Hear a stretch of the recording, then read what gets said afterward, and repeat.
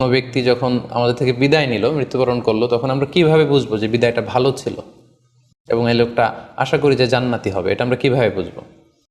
প্রথমত বোঝার মাধ্যম হচ্ছে আন-নুতকু বিশ-শাহাদাতি ইনদাল মাউত।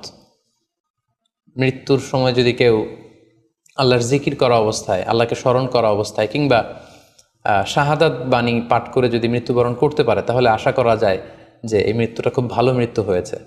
কারণ আল্লাহ রাসূল সাল্লাল্লাহু আলাইহি ওয়াসাল্লাম সুনানে আবু দাউদের এক বর্ণনায় ইরশাদ করেছেন, মান কানা আখিরু কালামিহি লা ইলাহা ইল্লাল্লাহ, যে ব্যক্তির শেষ বাক্য হবে লা ইলাহা ইল্লাল্লাহ এবং এই কালিমাতুত তাইয়্যিবা, এটা পরে যদি কেউ শেষ নিঃশ্বাস ত্যাগ করতে পারে, তাহলে সে জান্নাতে প্রবেশ করবে বলে আল্লাহ রাসূল সাল্লাল্লাহু আলাইহি ওয়াসাল্লাম আমাদেরকে সুসংবাদ দিয়েছেন।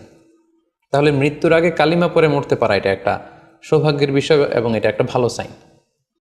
পাশাপাশি বিশ্বাসী ব্যক্তিরা, ইমানদাররা যখন মৃত্যুবরণ করে